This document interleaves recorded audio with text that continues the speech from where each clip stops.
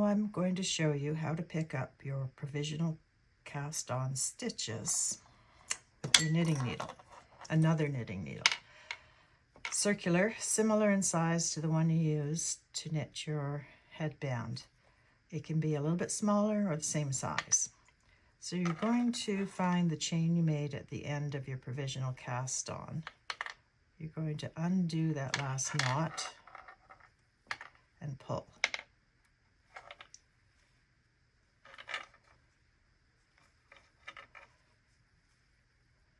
So you will see that this is the first stitch that we made and the one you're going to pick up now. From back to front, take your needle, put it in from back to front, pull your waste yarn. Next stitch is right there. Put that on your needle from back to front, pull out your waste yarn. Next one, pull out your waste yarn. So it's just a matter of doing all those stitches one by one, putting them on your needle, circular needle, pull out your waste yarn after each one.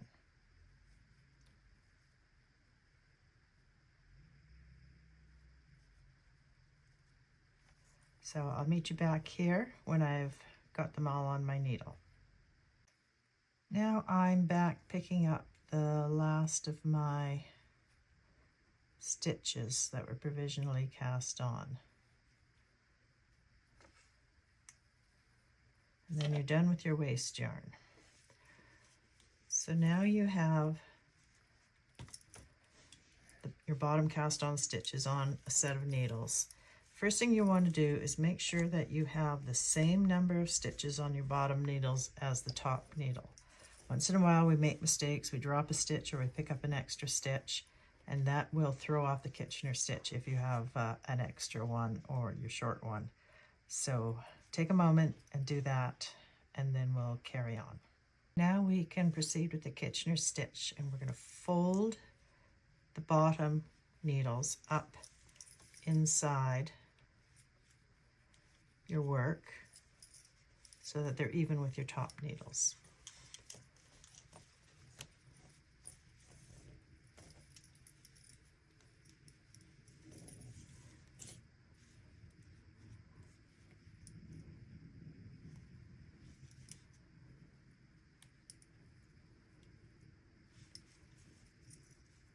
And there's your back needle. Your front needle. Now I'm just going to put this stitch back on my left needle. It was just holding on my stitch marker. So now we're going to take some yarn. We're going to measure out approximately 4 times the circumference of your headband. That's 2, 3, and 4. And you're going to cut your yarn and use a darning needle. We're going to thread this on.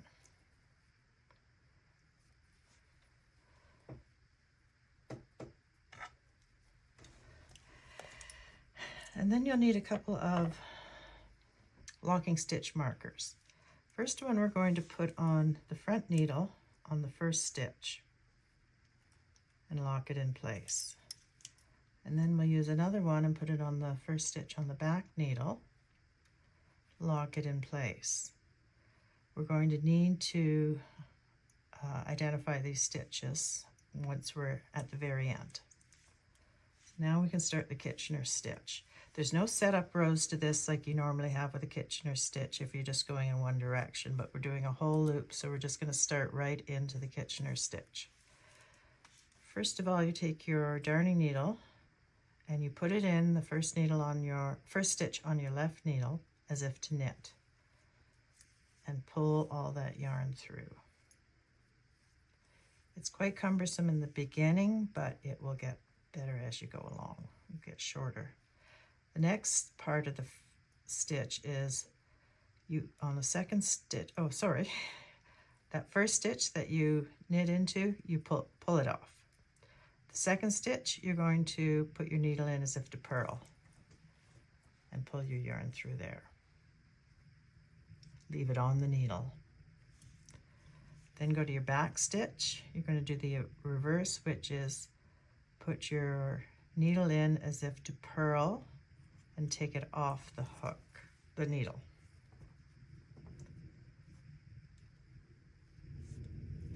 The next stitch on the back needle, you're going to put your darning needle in as if to knit, and you're going to leave that stitch on the needle.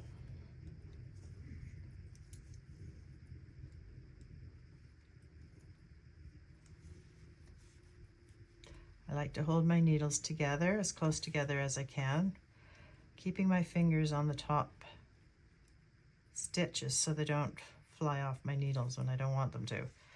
Okay, now we'll start at the beginning again, the first on the front needle. In as if to knit, off, down as if to purl, on. You can do that in one motion for both stitches. Back needle, in as if to purl, off, up as if to knit, leave it on.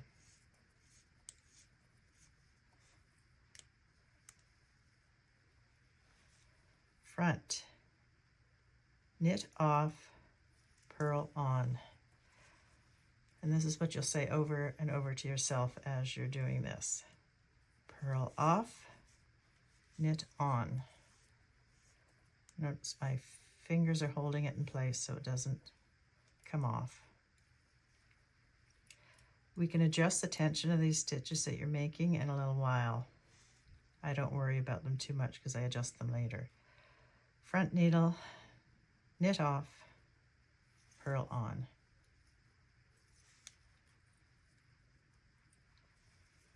Be careful when you're pulling your thread through that it doesn't get over your needles or stuck on something.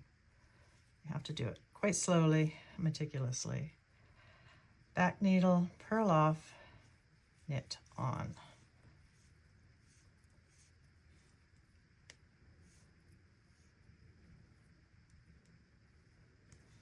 Once more, knit off, purl on. Back needle, purl off, knit on.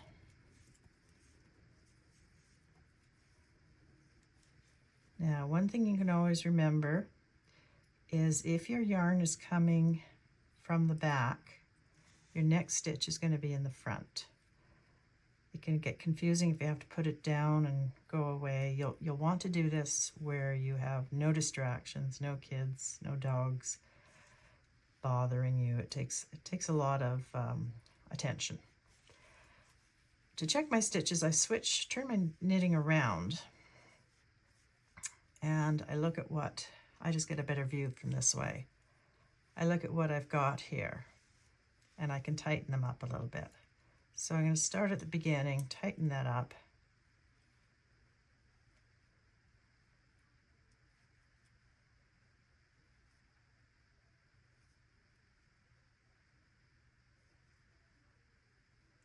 Go all along in the right leg, then the left leg of each stitch, pulling it a bit tighter.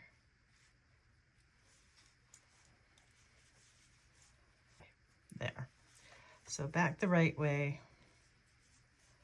Got nice rows of stitches here. At some point you might see a gap or a wonky stitch in there, which means you've done something wrong. You're going to have to go out and reverse what you, or go back and reverse what you just did.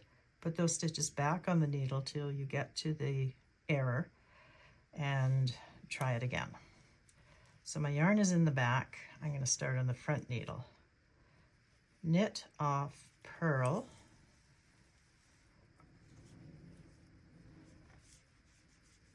Back needle, purl off, knit. You're going to do this all the way along, being careful with this doesn't get caught on your needles. Knit off, purl,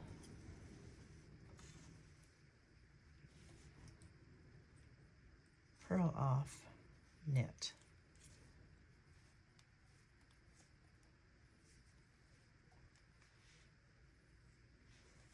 To go back and look, turn it around.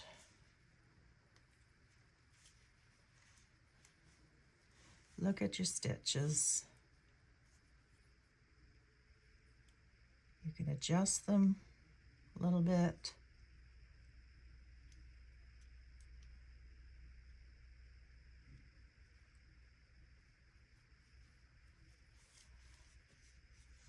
Make sure you have nice columns of stitches like all the rest of your knitting. You can always go back a little later and fix things. I've purposely done the last few stitches really loosely so I can show you when I turn it around how I fix them up and how they're easier to identify which row it is. See how loose they are there? So it's mostly my green yarn there. I'm going to go back and start pulling it tighter. I hope you can see that. Just take the left leg, pull, right leg, pull. Okay. Yeah, it should be you here.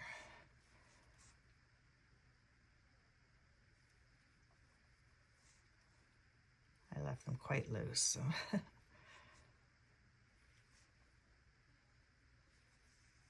There. And then if you look back, you can see that they're nicely even, for the most part anyways, with the rest of my knitting. So as long as you don't have any gaping holes or cross stitches, you're doing good, and continue on.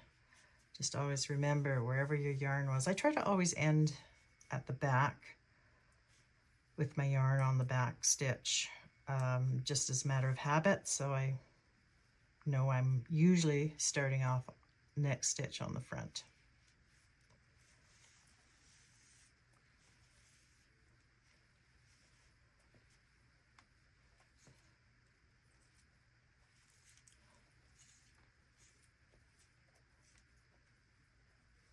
I'm just finishing up the Kitchener stitch on this headband, and my yarn is in the back, coming from the back stitches. I've got 3 stitches left on each needle. So I'm going to finish off by knit off, purl, purl off, knit, knit off, purl, purl off, knit. Now we have 1 stitch left on each needle. The first stitch is knit off front. Get rid of that needle. I still have 1 on the back needle. I'm going to find my stitch markers from the beginning that we put in. Find that stitch that was on the front needle. Okay, I found that stitch. I knit off the first one, and I'm going to purl the second one and take the stitch marker out. And on my back needle, I go back to purling off, back needle, find this stitch from the back needle, and that's going to be a knit stitch. Purl off, knit on. Then we have to make these look nice. This is your tail from your original cast on. I have it coming out here. We're going to join it up with the yarn and hide it. Now, it sometimes takes a little bit of fiddling to make things look good. At least for me it does. I'm going to take that yarn tail out here.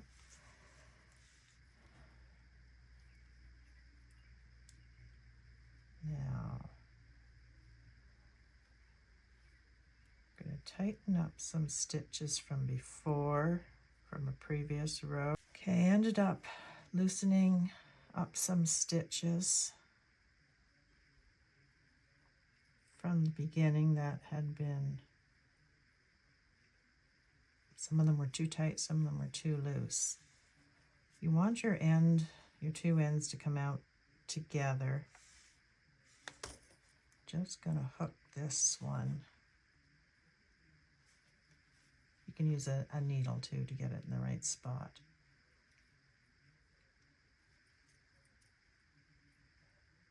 I want to get that out at the same end as this end. I'm going to cut my yarn from my darning needle.